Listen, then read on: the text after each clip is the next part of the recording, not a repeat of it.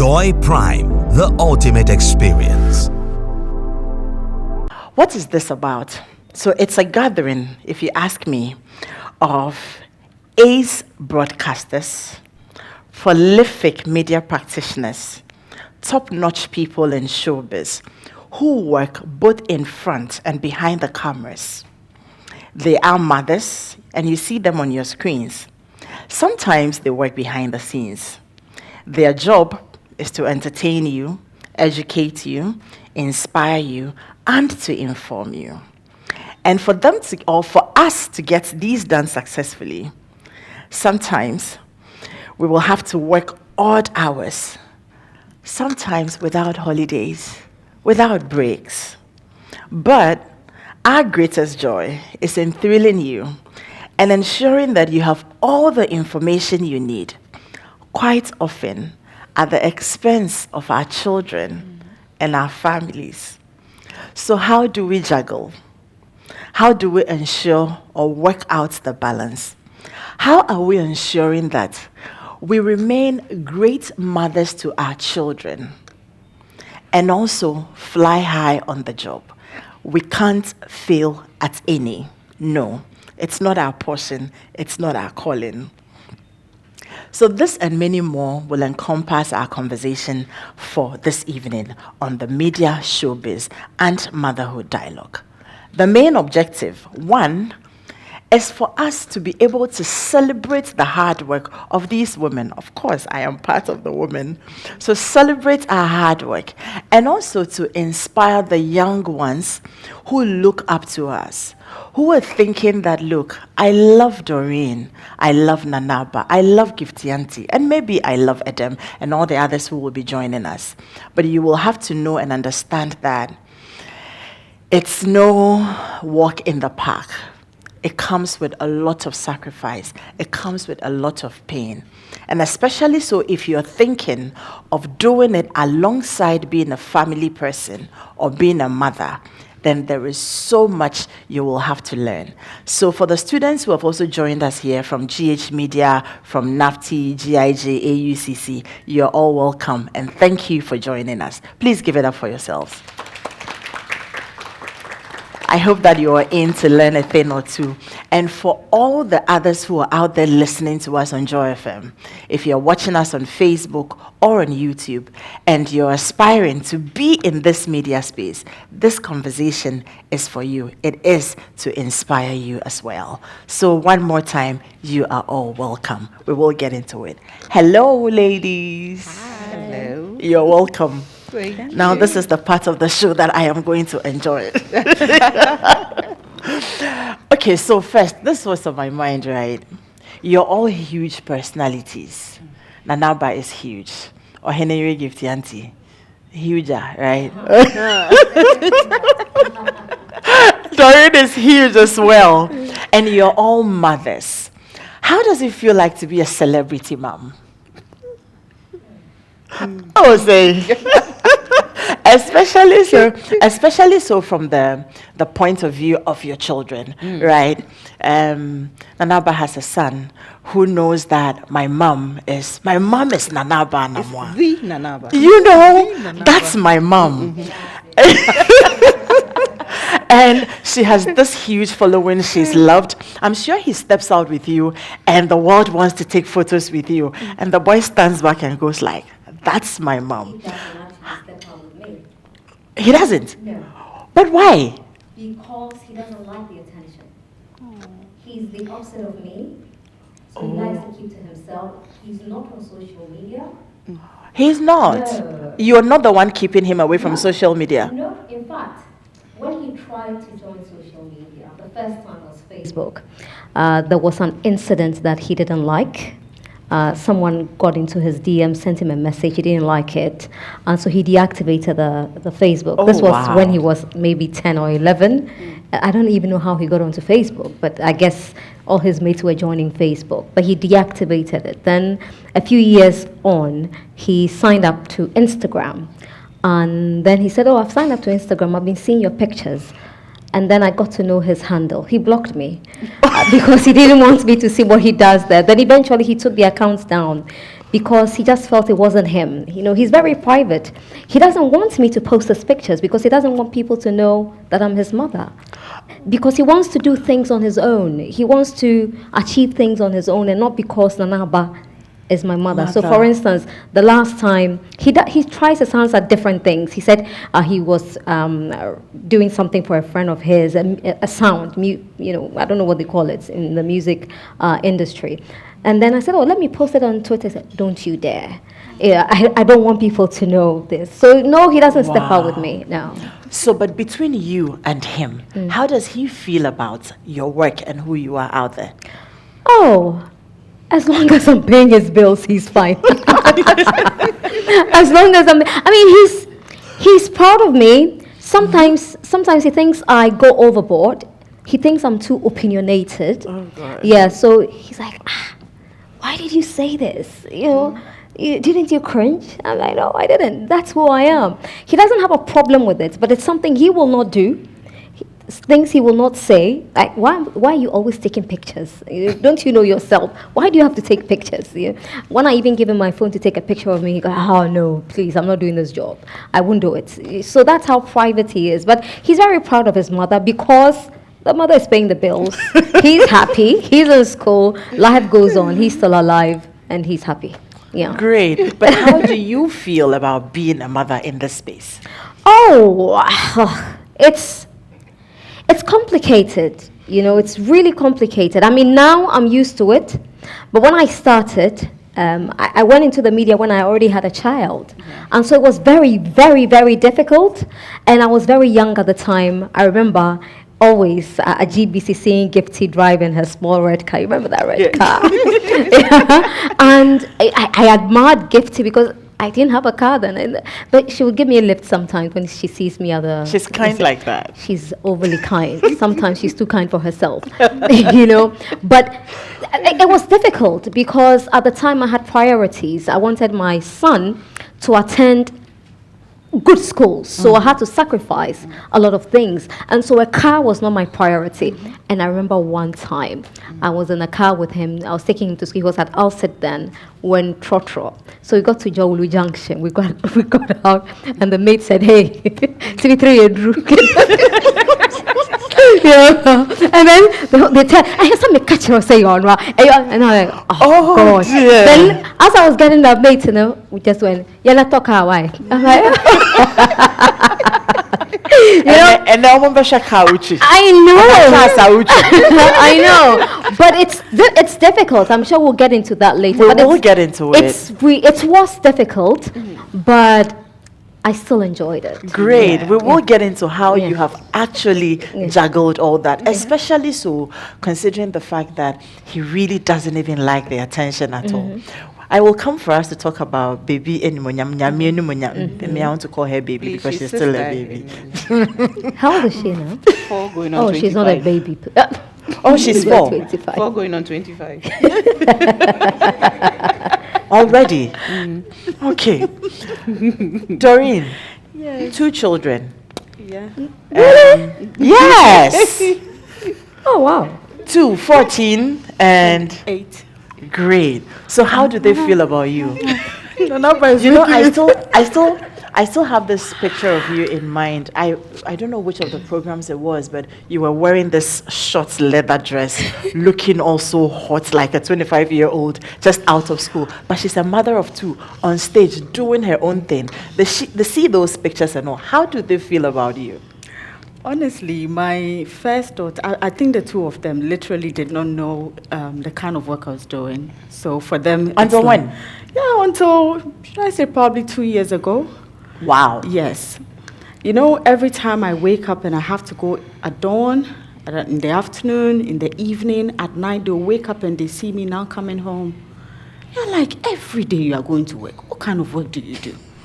So I'm like, oh, it's a media job. And you know, the little one will be like, what is media? This media thing, must you go at night? Must you go during the day? Do you have to go at dawn? So there was this day I was home and the older one came and said, Mom, are you on TV? So I'm like, yeah. Why, what's the problem? She says, my friends, they're like, your mom is Doreen Avio. Your mom is, do you know who she is? And I was like, why? And she's like, Mom, they said you're a star. So I said, oh, not really a star. She's like, you be honest with me, like what exactly? So I said, yeah, I'm on TV, I'm on radio, I do my work, and so people know you. I said, yes, they do. Hey, so how come when you come home, it's like you are normal with us and all those things, but it's like, because the way they were talking, they're like, oh, when she's on radio, she talks and she's all like that. When she's on TV, so they're like, okay, give us the time. So I said, you wouldn't be back from school. They said, just give us the time. So I think there was this day she had to finish school early. She usually closes at 4:30. But she left school at 4. She came home. To watch you or to listen? Got her sister. They sat down with their dad, who knows obviously what I do. And after watching me, okay, so I came back in the evening, and then the little one was like, so how was work? Now they understand. So I said, oh, it was okay. But your work looks fun. So I said, really? They're like, yeah, you have to talk. I mean, so you know Kwame Eugene. Hey, mommy, so you know Kiddy. Hey, mommy, this is serious. So you know all these people? And I said, yes. Okay, we'll continue the conversation later. So that was when I went inside, and my husband was like, he said, well, I don't see why I should be discussing this kind of thing. Mine is to make sure I'm the mother of who I am in the house, and not necessarily come to bother them with my work and all that. So since they found out, my daughter, who got on TikTok, sometimes wants to teach me how to dance. And, the bond and everything, I'm not a good dancer. So every time she's like, you're so boring. And, it's, for me, taking that long for them to know, and for me to still do my work on the side made me happy, because at the end of the day, I still go in there, get my work done, come back home and make sure they are okay, be it at home, be it at wherever they have to go. That makes me happy. They appreciate you. Thank you. And do they have, these bragging rights? Have you ever heard them say that? Go to school and say, my mom is Doreen Avio, do you know her? Have they told you that before? Now, when I go to the school, I have to bring those things in front of the car. I have to bring it down, because her friends are always there. They're looking out for you. And the moment I move my car or I pass somewhere, it's like, we saw your mom. And these days, even her friends come to the house. It's like they have to come and see my face. Yeah. And sometimes they want to see how I look when I'm not on TV. When and it's when they come, sometimes you have to be like them, because she's a bit older, 14. It's like she's not big. And she's how small. does that make you feel? It makes me feel good, because sometimes I'm like, in as much as I'm old, and I'm old, but I feel so young, because I get to relate to them normal. Like they see me as their sister, because yes, we relate like that. Even when I have to wear something, can we have one of that? I'm like, okay, I'll get it. So sometimes if I have to buy tights, I buy it and make sure we all wear matching clothes. Sometimes if we have to go somewhere, and for me, it makes me feel good, like young, and now I'm not too old, but I'm old kakra. Great. I guess I won't be able to ask Oheneyere the same question, but I want to find out from you. Nyamin Munyam has been around for 4 years, going on 25 years. Yeah. I wonder how you live from 4 to 25, but that's where we are. Now, I want to find out from you, in the past 4 years, how long have you practiced media? 25 years and counting. Okay. 4 gone on 25 and counting. That's yours. Now, I want to find out, in the past 4 going on 25 years, how has your life changed? At least, I remember what we talked about this afternoon. I don't have a life anymore. Tell me about it. I mean, I was just telling a friend today, actually, I just met her today, and she's already my friend. I met her, and we're talking about, she was telling me about some, getaway that's coming and all. And I said, before I had a child, I could get up in the morning and say, I'm going to Busua Beach or whatever it is, and go and spend some days and come. Now I have to consider everything. Last night, I was at a program, National Malaria Awards. I got home almost 1 a.m. this morning. By 5:30, I was working. It's morning, mommy, wake up. 9 o'clock, we're at her after school club. I have to drive around and wait for her and pick her up at 1 o'clock. Under normal circumstances, I should be closing. I should be sleeping and resting for this evening's program. But No. everything. Now I have to close from work at 2 p.m. to go and pick her up. And we come straight home and I continue working from home. The gifty auntie that the Nanaba knows who works 24 hours or whatever. But there are programs that, when you told me about this, I said, I'll get back to you. Exactly. I had to quickly make plans to see who will be at home, who can take care of her whilst I'm away, because I hardly get time with her. So on weekends, when I don't have any program, any speaking engagement or outside the crowd, I try to spend time with. So I need to get somebody who I'm comfortable with. I'm paranoid because my story is different, as everybody knows. My story is totally different. I'm 52. My daughter is 4 years, now going to be 5. And I'm an early menopause. That's fast. So, there are lots of things that I'm dealing with at the same time. Oh my God. So I have to really juggle my temperament. That girl she changed me. She changed my life, I don't know whether it's for the better or, I don't know. For the But, excellent. yeah. For the excellent. But sometimes I don't like myself. Sometimes I just say, me gifty auntie. If you dance so up. But you're enjoying having her around, Oh, right? yes. I mean, the greatest thing to ever happen to me, because, I begged God, I prayed, I fasted, I went for treatment, took injection, whatever it is, just to have her. So, I desperately needed. And by the grace of God, He gave her to me. So, I have this story I always tell that I've been praying and God looks down on me and said, oh, this woman, she's not correct. What the work I've given her, I don't think she'll have time. Then one day, this little angel was passing and saw this woman on her knees praying and begging God. And said, God, what does that woman want? He said, she said she wants a child, but I look around, none of the angels want to go, But he said, okay, I think I can handle her. So you let me go. So she decided to come. That's my story, and I stick to it. That's how I see. And she came for me. Friday born just like me. Oh my so God! You can imagine. You guys must be having a ball. We fight like nobody's business. But I am surprised that 5 years, like she's almost 5 already. Yeah, Doesn't it surprise you? It surprises me. You know that thing they say they grow so fast. Yeah. I was in a hurry to get her to grow up. What do you mean by they grow so fast? Wow. Now she's grown and she speaks back at her. This morning she was doing something and I just said, And she speaks so Jai. well. Jai. And then she wasn't minding. So that thing mothers do. I just gave her a stare. She looked at me and said, Mommy, why are you freezing? Why are you freezing? Why are you looking at me like that? At first, I didn't get it freezing. You just stand still and then you stare. So to her, I frozen. So why are you freezing? Why are you looking at me like that? Bless her.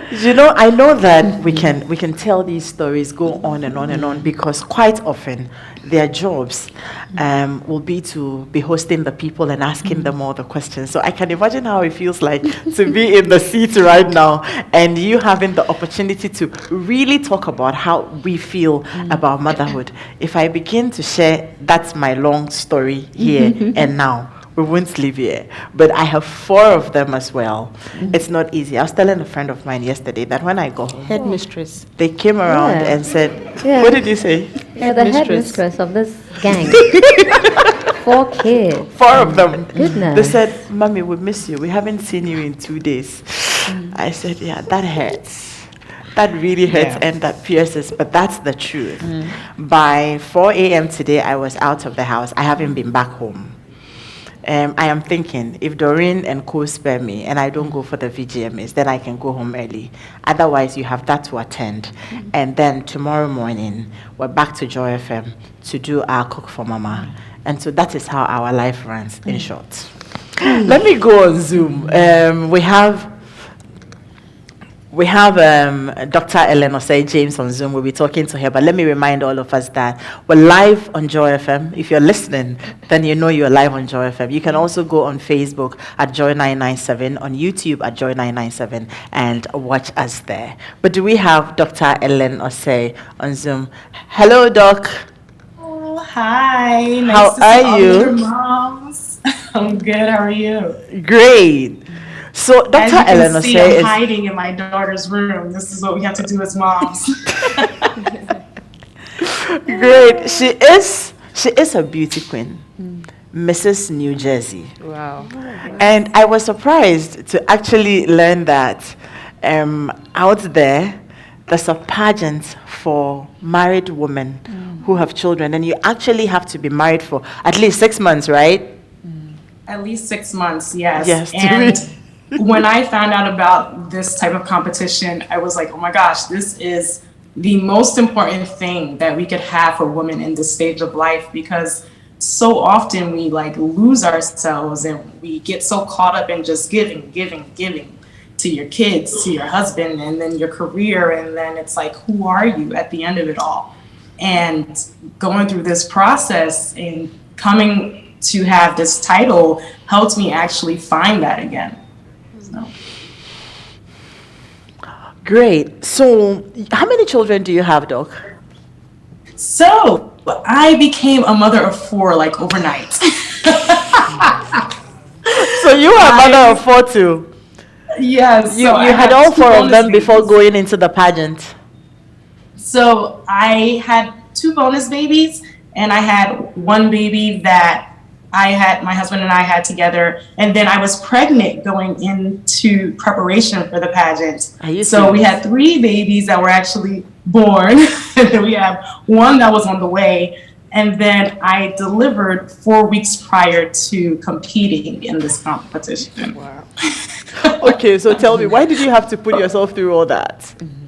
So yeah, it was a little crazy.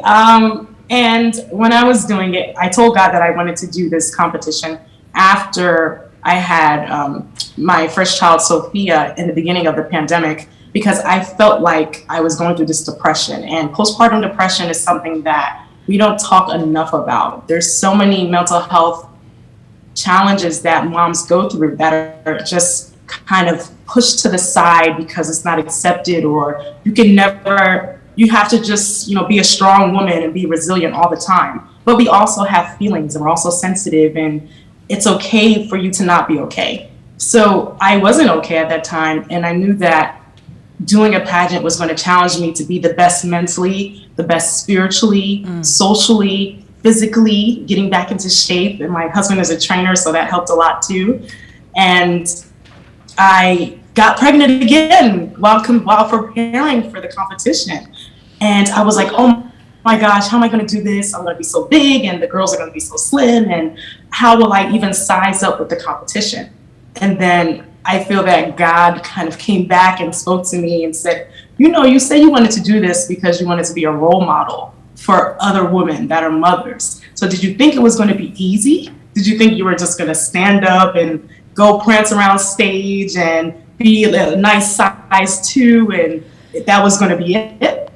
No, I had to actually live the struggles of what mothers go through. So I knew that challenge was what I needed to really send a message to other mothers, to show them that, yeah, I wasn't in the best shape of my life. I was just coming out of a pregnancy, but I was still able to be the most confident and beautiful version of myself, because I actually believed in myself, because I was able to find myself spiritually, because I knew what my purpose was, and that was what made me the most beautiful and the most confident on stage. How old is your oldest? The oldest is 15, and 15. that is a challenging age. No, I actually asked because I wanted to find out what conversations you had with her before jumping into this showbiz space of being in a beauty pageant. What conversations did you have? What were her concerns? She is actually all for it. I think that she is not into like the girly girl stuff. She's still trying to find herself. So I would kind of like embarrass her by making her put on the crown and walk around and do things like dress up in dresses with me and stuff. And she's just kind of like, oh, that's for you, that's not for me. But I know secretly she really looks up to the whole idea, and she was all for it. I mean, she was totally on board. I think that my family was probably a little more scared than I was. My mom, for sure, because my mom's a very traditional Ghanaian woman. So she's like, what are you doing walking around in heels and you just had a baby? And I had a C-section. So it was very, very hard recovering. And I had a C-section after both of my babies. Wow. Interesting stories right there. So your story just tells me that you can be a mother, you can be in showbiz, and it doesn't have to be limiting for as long as you believe in it and you have conversations. When the children are at a certain age, it's very important to have their buy-in. You can't just get up and keep going. Otherwise, it will be difficult if you don't get their support. You come and they're so resentful about what you're doing. But if you have conversations with them and they understand and they support you, it's beautiful. We'll come back to you again, Dr. Ellen, or say James. Great. Now, let me come back to us here in-house.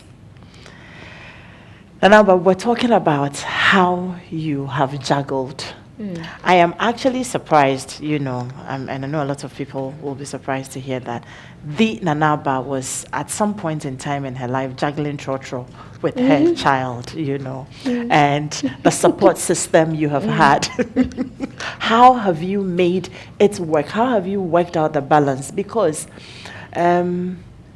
you have a glowing career. How have you juggled all of it? And you have consistently talked about the fact that you are paying the bills. It means that you're doing all that by yourself. How are you working it? Yeah.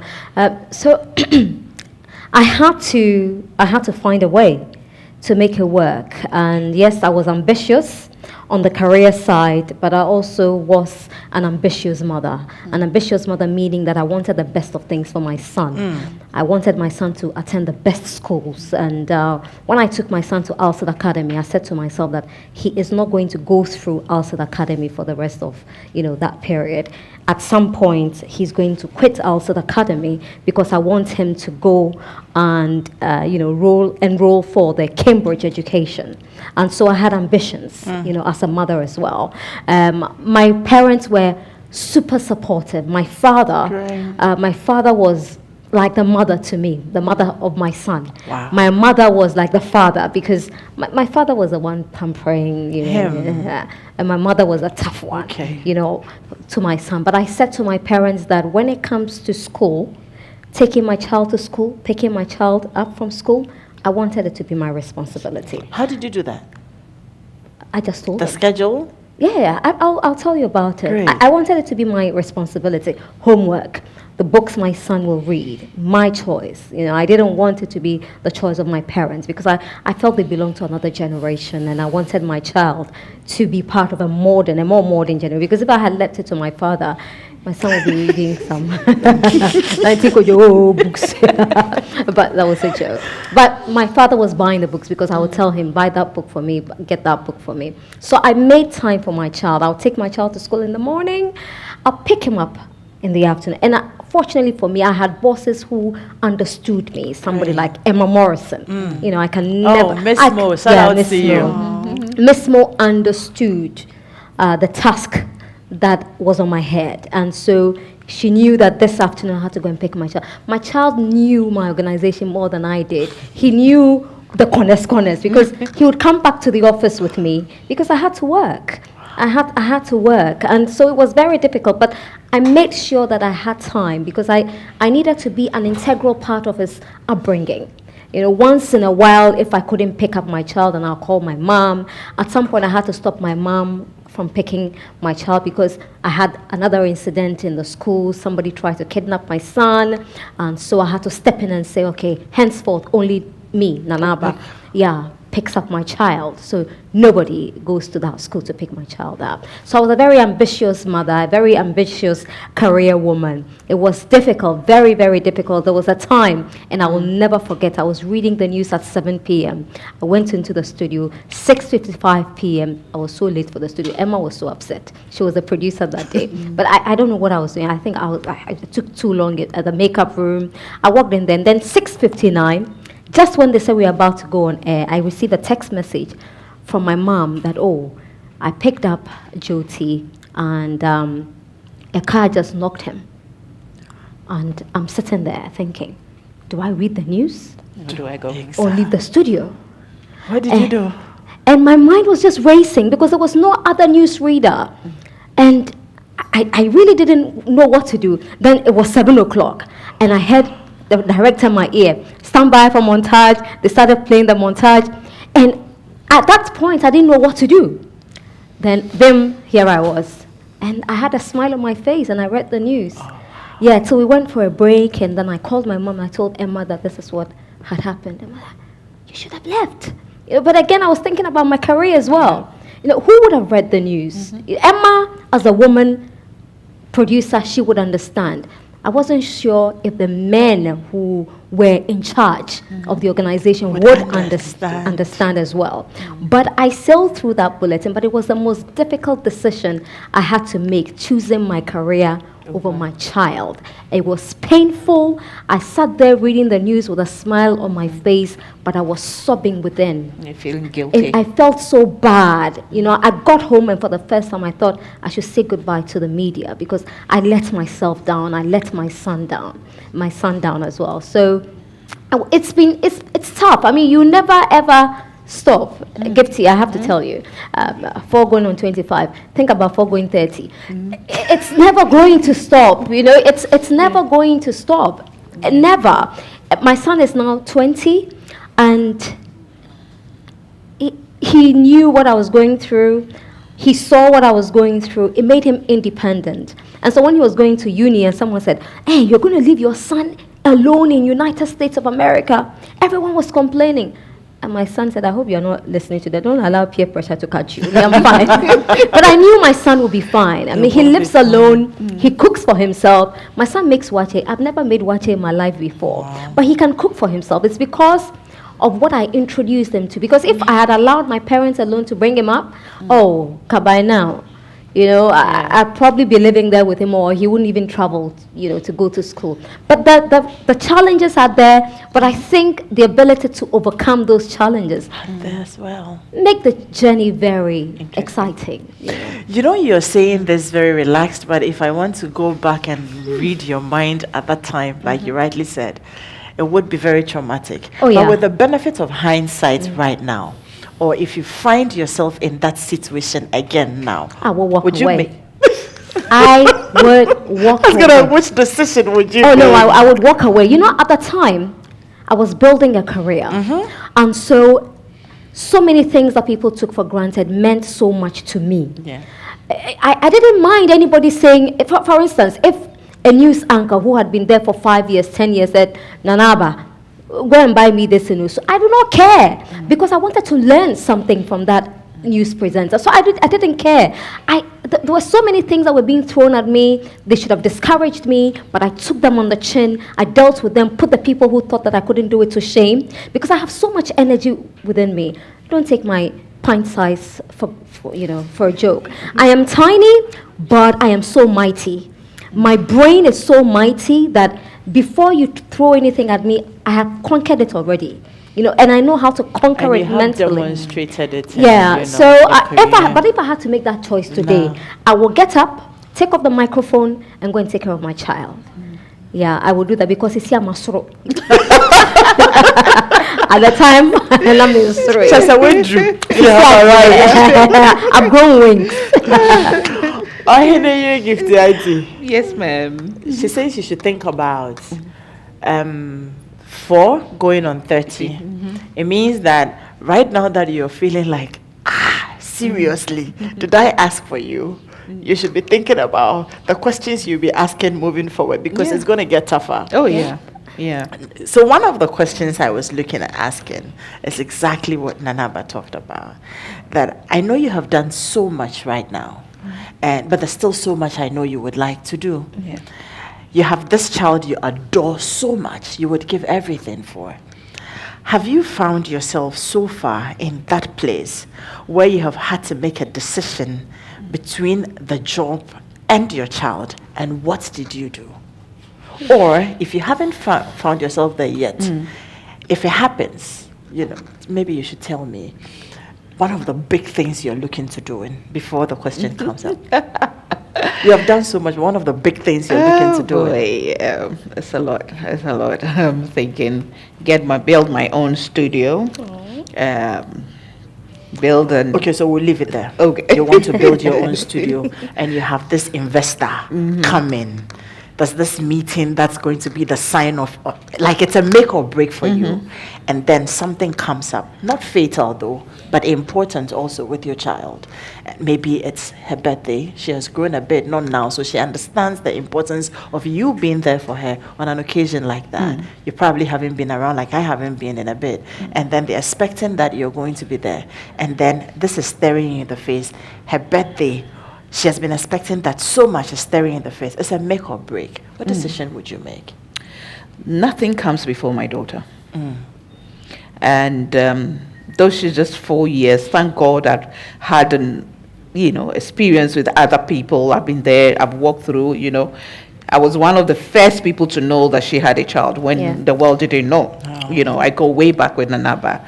So I've learned from people, but I'm experiencing motherhood in my own way. I mean, no one teaches you. So those who follow me on social media, every day I have a different story to tell. And when people encounter it, they know that I tell the truth. We talk a lot. And I always want to make sure that there's somebody I trust who is there for her. Then I can move. If I can go with her, I'll go with her. I started going to programs and events with her when she was 3 months. Yeah, I remember. I'll be driving and then I'll park somewhere and breastfeed her.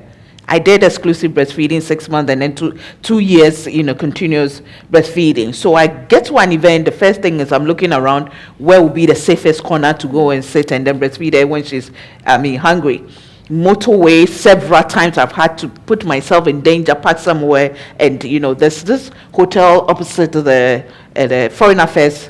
At a point they knew me. Once I get it, they'll just open and then, pack you. Because as soon as we go and park in traffic, go and park there and breastfeed her.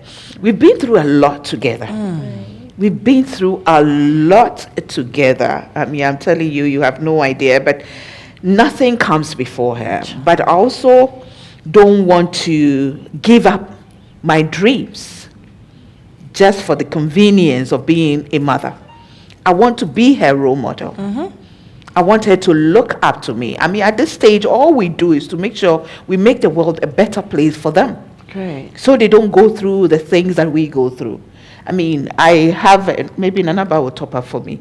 I have this invitation to go and speak outside this country, and they were going to get me business class. And I said, I would like to come with my daughter, because they said, okay, if you're buying ticket for you and a daughter, then it has to be premium economy or economy. Yeah. I said, okay, no problem. Yeah, I said, okay, I want to sit in. I don't, even if I have to sit in economy with my baby, You will. once she is with me, You're good. it doesn't matter if we have to be in a ghetto and I have her, we are good. But she comes first. I've had experiences when I feel so low. I feel as if I'm losing out because of her. Sometimes I miss my former life when things were really good for me. Things were going my way. I was in a very comfortable place. And I sometimes, if you're not okay, you become resentful. Then I remind myself that life didn't have this one in there. It doesn't make it easy. It doesn't make it any easy. It's tough. It's really tough. I've had to give up a lot because of her. But I tell myself, this is for a period. Like Nanaba said, now her son is grown. Yeah. She can conquer the world. Yes, I'm 52, wow. still growing. By the time I'm always calculating. By the time I'm 60, she's now turning 12 going on 13. I'm always calculating. Why? Meanwhile, I just need to know, as a woman, Meanwhile, I'm not good in math too. I'm always say it's okay. By the time I'm 60, she'll be turning 13. Okay, I get to 17, then 23. Oh dear. I'm always calculating something, planning, and Always, but I want to be there. For my most painful moments are when I'm leaving home, she's asleep. By the time I get home, she's asleep. That kills me. That really kills me. So I'll just go and then hug her, though she's asleep. I'll go and hug her, and I'll end up in her room, and that becomes another wahala. But it happens. So what it is that you will always make that decision in her favor. In her favor. Great. Absolutely. And these are some of the choices that mothers in this space will have to make to be able to thrive. We have been joined by Jifa Bampo. She is head of news at TV3. And when I went to Joy FM, Jifa was one of the very first people I worked with. She was hosting Home Affairs when I went to Joy FM. And then today we will tell that story. It is part of the journey. We will tell that story today. But Jifa, you're welcome. Thank you. Good to have you. Thank you. Sorry for the delay. It's fine. It's fine. Good to really have you. Doreen, I will come back to hear how you juggle. But we will take a short break right now. Take a real quick break, like 3 minutes break. Okay, all right. I have been asked to go ahead, so we will continue. But Doreen, let me hear you. How have you also juggled? Wow, I have a lot of them, but I would pick the time I was expecting my second daughter. I was still with multimedia, and at the time, it's like you couldn't leave your job to stay home and say that, because my stomach is big or small, I want to stay so that somebody else will do the job. Especially so when you're now trying to make sense of the career. Exactly. And at that time, there were a lot of, media transfers. Somebody here is poaching, somebody is moving, or somebody is coming to your side, or the person who is coming is probably on the same level with you. And or better than you. You're better than, if you lose guard, they will take your job. And at that time, I was schooling as well, level 300. And Adam, it's like with the pregnancy, with the school, with the work, and my first daughter.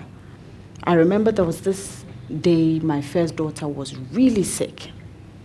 And I was almost like about to pop out. Like literally, I would go to work, go home, take care of the one who is sick.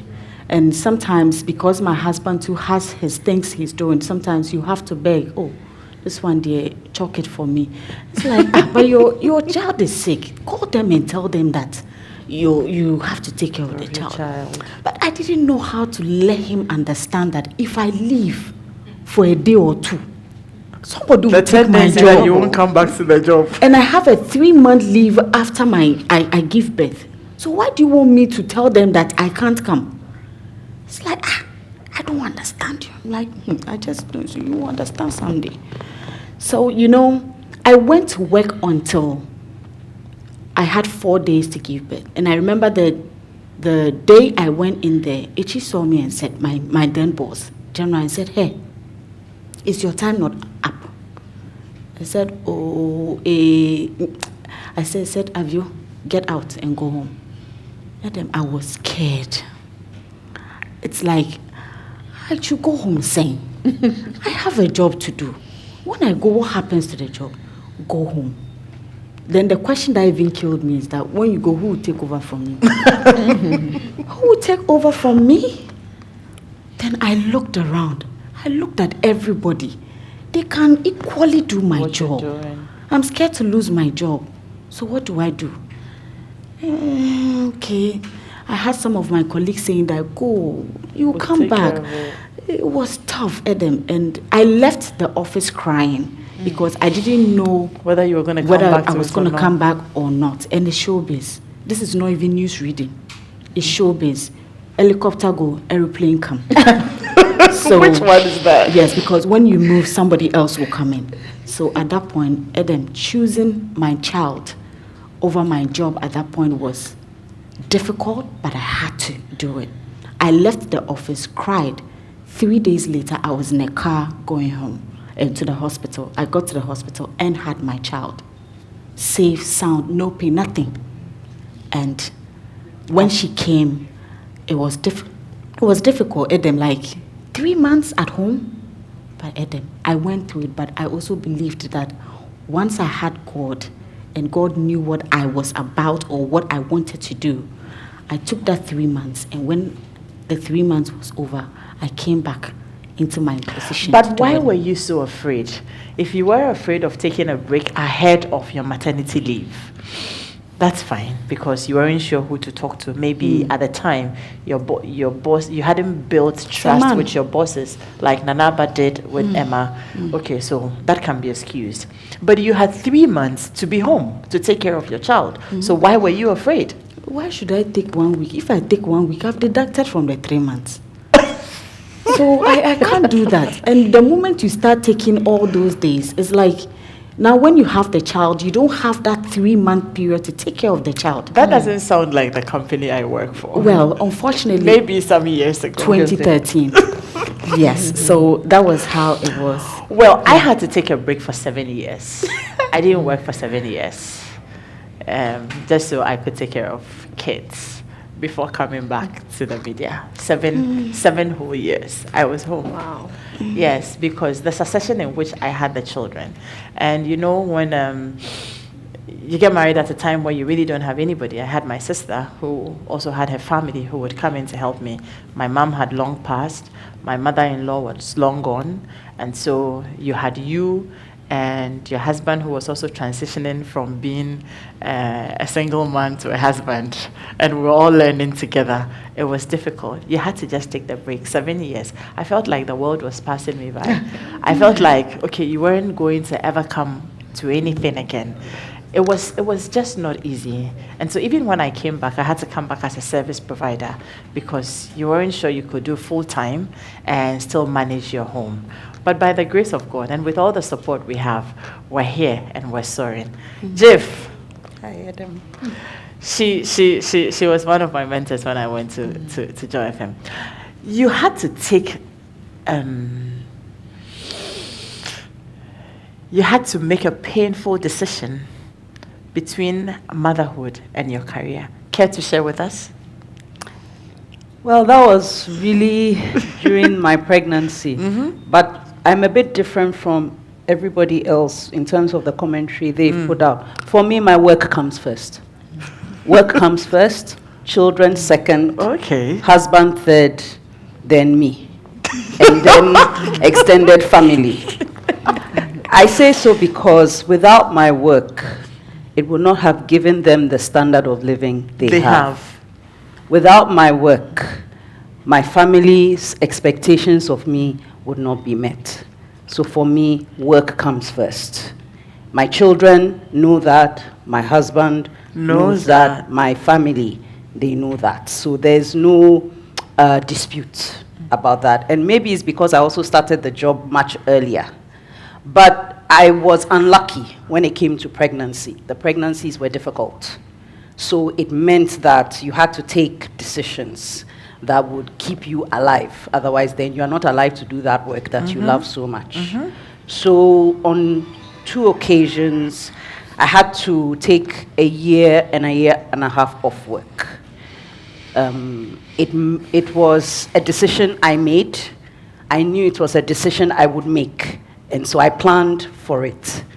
So unlike many people I know who, yes, they quickly get married, they quickly have a child, I like to plan my life. So for me, no, it wasn't that way. I discussed with my husband, we knew that we would wait a year before we would try. That was because I wanted to save money. Because I knew that if I am home, I'm not working. I will still have to run my home whether I'm working or not. So I knew that this is how I wanted to do it. So yes, I waited a year before I decided to have a child. And when we got pregnant, we didn't know, obviously, that the pregnancy would be difficult. So I managed through the first time up until, I think, the 6th or 7th month, when I kept having repeated bleeding. And in the 8th month, unfortunately, it was premature. I had to go into emergency surgery. I mean, it was very dramatic. I mean, my husband had to drive against traffic on the other side of the road just to get me into hospital because blood was just oozing out of me. In fact, I didn't think the baby would survive. So we made it. And unfortunately, it happened 3 times. 3 times, in which a second time I lost a baby. So for any time I knew I was going to be pregnant, I made sure that I worked well a year before. Ahead of the pregnancy. So that I could save. It meant I had to do galamsey, stuff like that. Wow. In order to save money, knowing fully well that even though I was home for a 3-month maternity, I was away for a year and more. Because if you have a premature baby, there are special considerations. The child may be in neonatal care for a while. You yourself, you are not healthy. You have a cesarean section you need to recover from. It was a difficult time. And so for that decision, I think it was the 3rd pregnancy where initially we thought we could cope. But by the time I got to the 3rd month, I just told you that I wouldn't be able to continue. And I handed over the home affairs to you. Yeah. And I went away. I remember that time I was away for a long time. You were away for I was away for about a year and a half. I wasn't sure I wanted to come back for other reasons. So it was challenging. I'm grateful for the children. My husband calls them his precious ones. So it wasn't easy. But after that, I just eventually came back to my work schedule. In this scenario, I think what's important is support. Support. I think Multimedia Group, where I was working at the time, was very supportive. Particularly after I lost the 2nd pregnancy, Echikwam, who was our COO, called me, asked me, okay, what did I want to do? How did I want to go about it and all that? So we kind of came up with a plan. And that was very supportive. So I remember I was away so long, people even thought I had been sacked. Yes. And there was a lot of rumor and propaganda. I remember I had to come and do a show just to let people know that my circumstances were different. So at the end of the day, it's support. My husband had been very supportive. We've been together since school. And so as far as he has known, this is the job this woman does. So there's really nothing much he can do but to be supportive. So that's how it's been. My kids are very supportive. They know what I do. They've always been to the office because I want them to appreciate that the job is not your typical 8 to 5 job. It's very unorthodox. The hours are strange for many people. The environment is strange. A lot of people get surprised when they come to a media house, they have to sit and do an interview. That's when you realize that it's not about how much you know theoretically, it's about how you express yourself. So I've seen grown people, professionals, come into a studio and they are shaking like a leaf just because they've seen a microphone. And you are there asking questions and all that. So it's challenging being a mother. It's challenging being a wife. It's challenging being a professional. However, my caution to many is that it may not be for everyone to do all these 3 things. It should not be set up as the ideal or the perfect approach. Each to his or her own. Because you may be a single parent and you will do great. You may not have a child. You do great. You do great. At the end of the day, what do you stand for? What's the impact you make to the society? I think for me, fundamentally, that's what matters. And it was only recently when I was speaking with my dad that really came home to me. I didn't know that. He's always been a liberal-minded, always encouraged me to go for whatever. But we were talking about how the schedules are challenging, especially when you become a media manager. It's different. When you are just a news journalist, you are required to go bring your story. When you are done, you go home. I'm sure Nanaba will bear with me. As a media manager, you are doing your show because you are in operations, so you are doing your operational work. That's different from managing the individual journalists. Yeah. Then you have a boss you are reporting And doing to. the administrative job Yes, as and well. then sometimes there's a board meeting and you are called to answer. So when you get into management, the dimensions Are different. are significantly different. And so you need the support and help of everyone around you to achieve that. So I Right. mentioned these challenges to my dad, and I think I was telling him I wasn't able to cook, or it was stressful trying to cook and do all these things. He said, "Why don't you get a caterer?" So I was surprised. I said, "Oh." So I asked him, "Oh, you think I should get someone?" He said, "Yes. Your contribution to the society is beyond cooking, cleaning, and doing domestics. If you feel that you cannot do this cooking at this time, find a caterer who is good enough to cook for you and your family. Explain it to your husband and the family."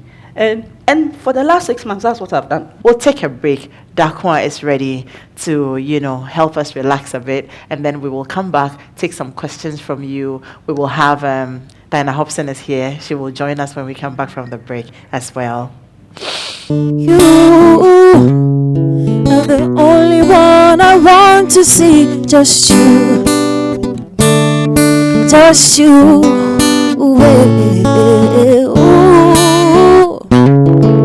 I never thought that we would make it through all the hard times. We'll make it through.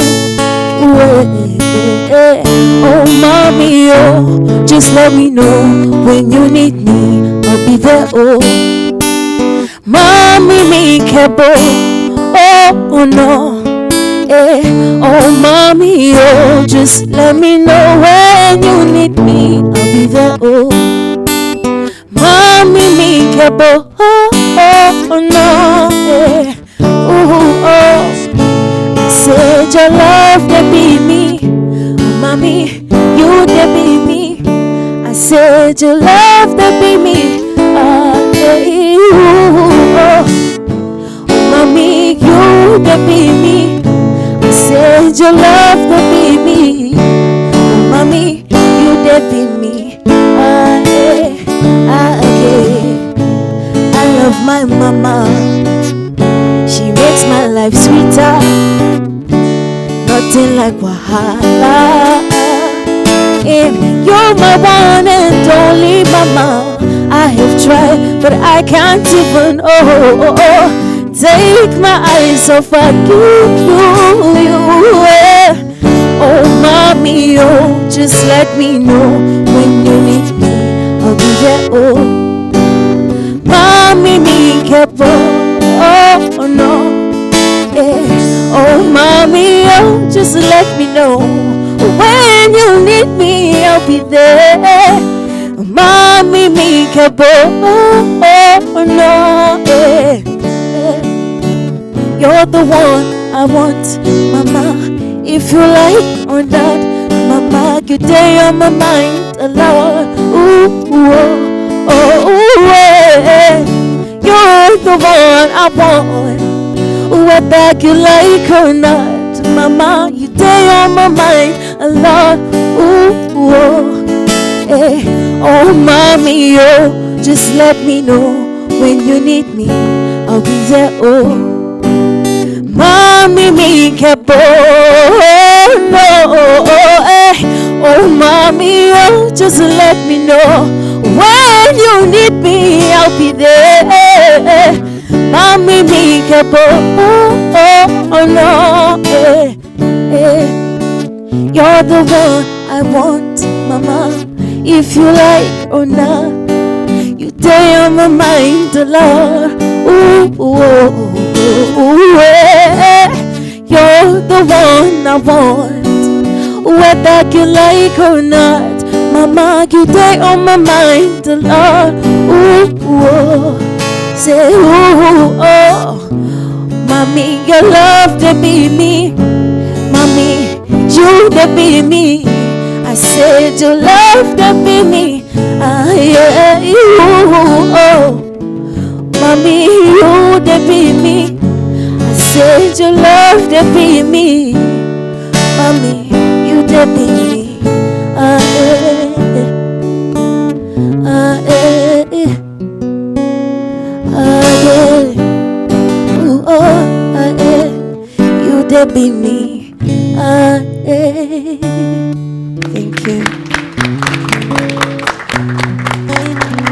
Thank you very much, Dakwa.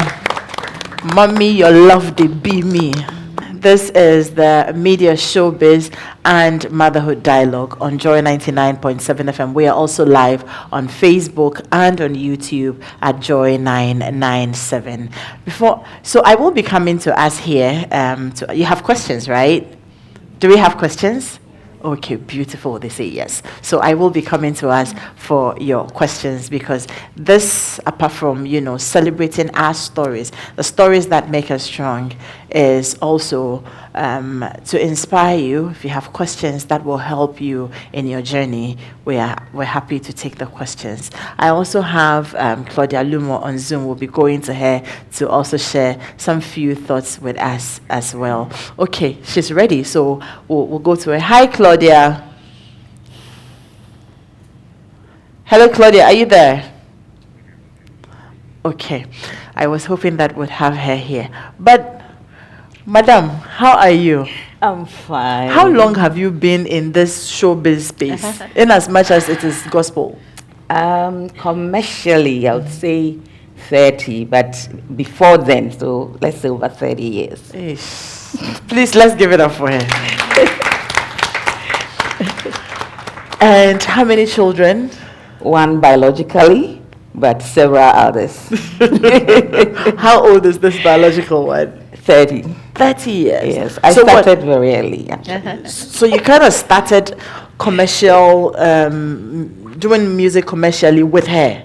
Yes, actually, I recorded my first album when I was 6 months pregnant, and then had a concert when I was 8 months pregnant.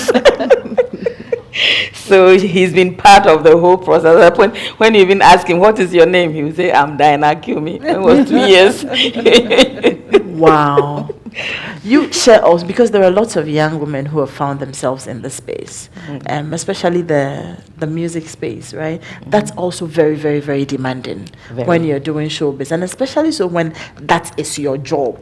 You're not singing for the fun of it, but that is how you make money. How have you managed? How have you juggled? Okay, so we are in a community where everybody sings. So then you should be exceptionally good to be given that accolade as a musician. And when it comes to the commercial aspect, as a developing country, there are a lot of things that are not very official here.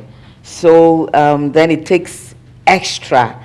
And if you are discovered like that, you either have family members being your managers and helping you, or somebody who really is interested in you and would want to come closer to help manage the talent. And that is where the challenges are too, because unlike a situation where you have people who professionally have the fund and they are ready to take you as a product, as per a family member, an uncle or someone who feels you are good and want to help you. So then when you are a woman too, then it means you should know who you are and what you have to contribute, and be confident in that, so that you don't look down on yourself. When people are happy and want to rest, that is where our profession is needed. And so then it means you need to work extra hard when people are not resting. And so then you should prepare yourself, because you can practice for 10 years and just get 5 minutes to exhibit that thing you were practicing. Yeah. And it's amazing that all that we go through, the experiences, the challenges, those are the very things that put you in that frame of mind to be able to deliver. And so it's important that you work on the talent and be ready to offer it. I don't know if I'm yes, you are. All that vis-a-vis you being a mother.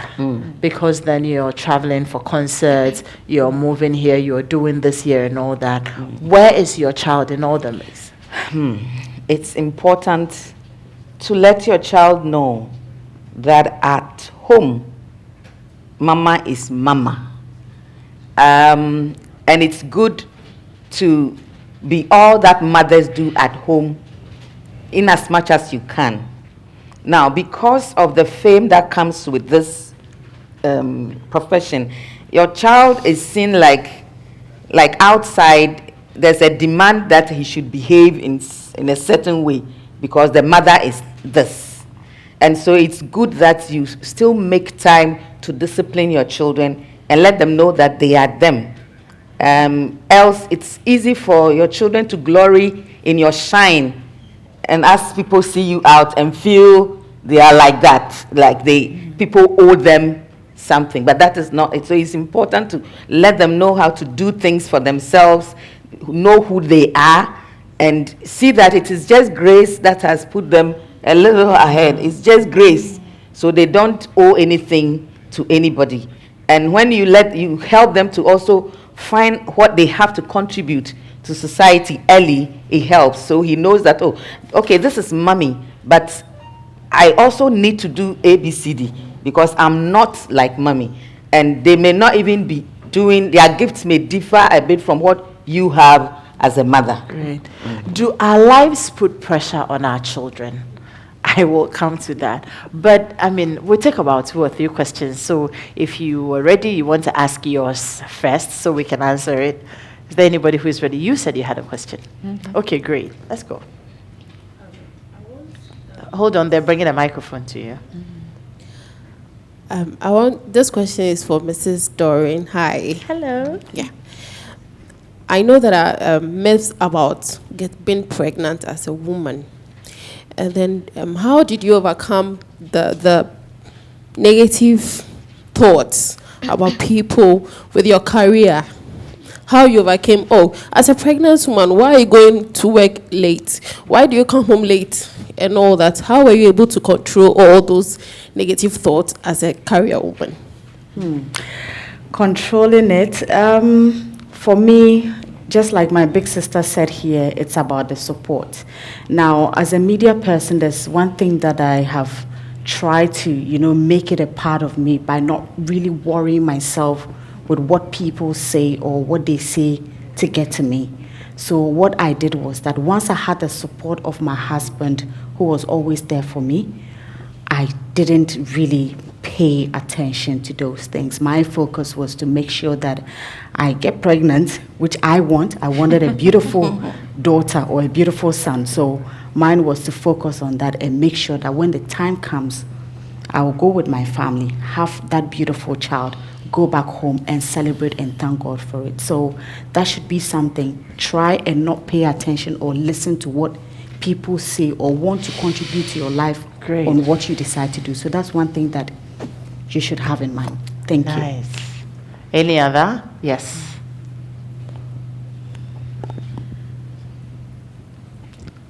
Thank you so much.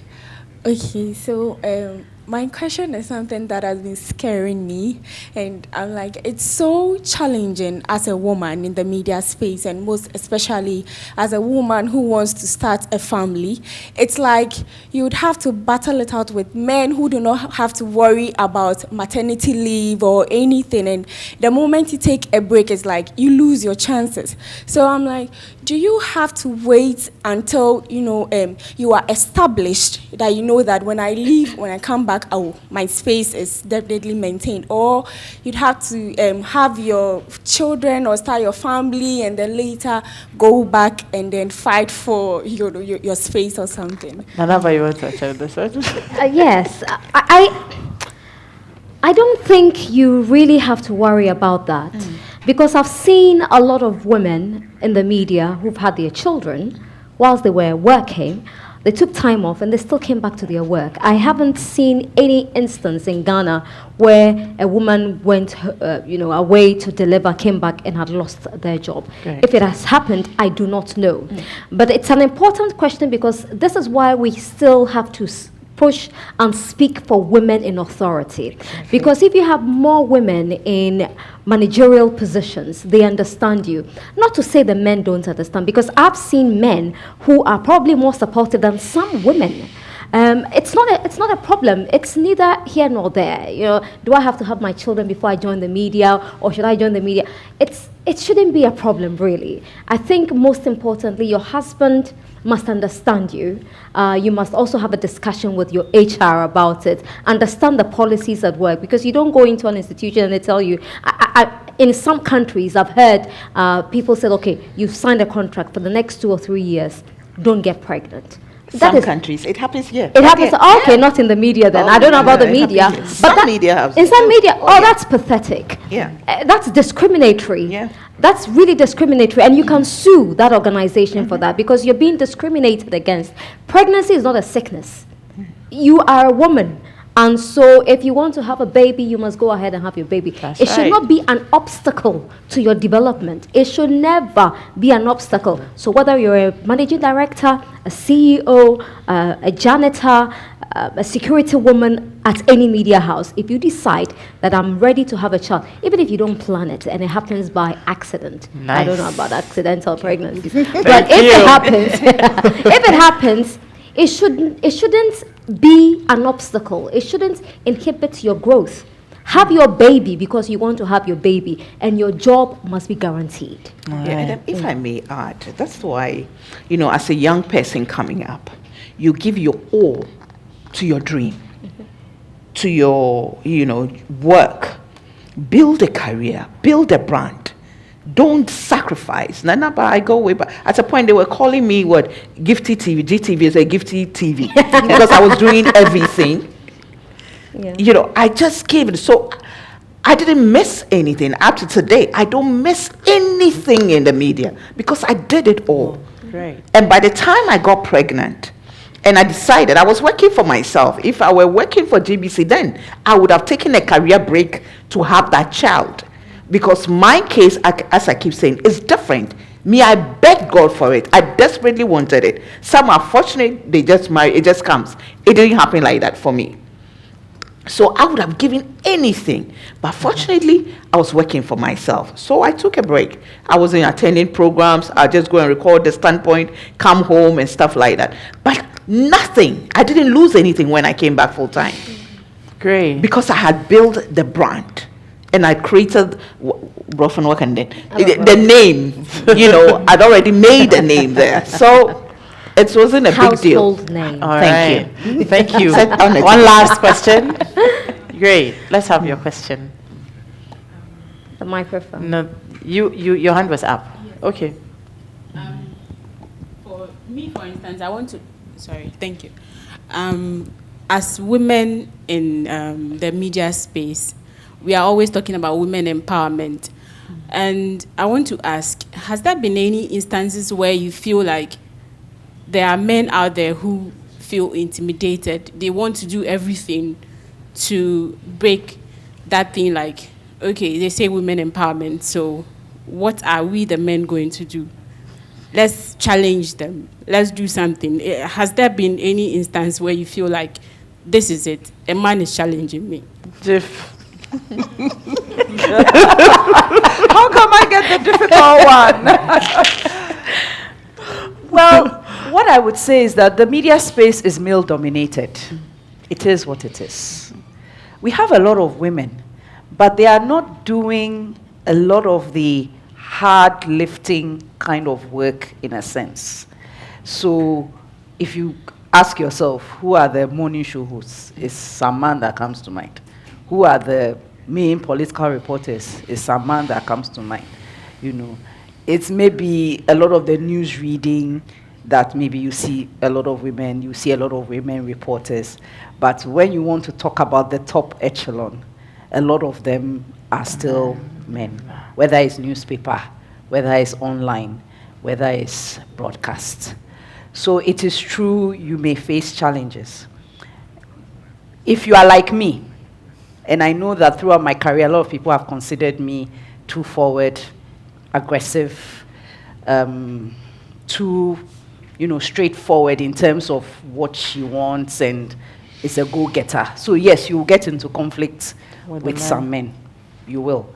But I think the important thing is to demonstrate your value, to demonstrate your contribution to your team.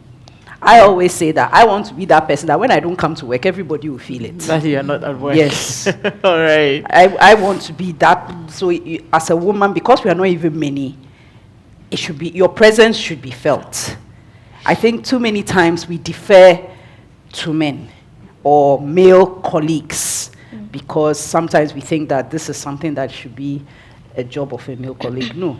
In fact, until recently, the last decade, that maybe almost all the morning shows are hosted by men. I was one of the first people to host a morning show. Nice. On Unique FM. Yeah. The Unique Breakfast Drive. When its GAR changed to Unique FM in 2001, after the station ran for like 2 years, when Charlie Sam hosted the morning show and fell ill, I was the one asked to do the program. I quickly jumped at it. I didn't say that, oh, I now have to wake up at 3 a.m., so I can't do it. Or I didn't say that, oh, this thing is only for men. So yes, you will get into conflict with men, but you must do it in a professional manner. You must demonstrate your worth. You must demonstrate your value. You must demonstrate wisdom in doing it. And you get that, right? You're done. Yes. Thank you. And if you do that, eventually the men themselves will come around and even be your main support. My former boss, may his soul rest in peace, Elvis Kwashi. He was one of the people I used to, in fact, he was the person I fought with the most when I joined Joy FM in 2005. But he came in January. I think for like 6 months, we were at each other's heads. I was hosting meetings. He would shoot down my ideas. I would shoot down his. It was like a contest.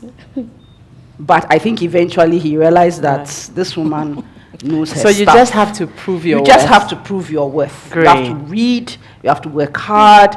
You must be willing to go the extra mile. The challenge I find with a lot of our young ladies in the newsroom is that they are not willing to do the hard work. I'm sorry, but this job, if you want to make a name, there are sacrifices that have to be made. You can't go for every wedding. You can't go for every engagement. You can't go for every party. You can't travel out of town with your girls. Boy. You will have to make all the sacrifices. You have to. Great. You have to. And Claudia I is- just yeah. want to make the point in reference to the lady who asked about having children.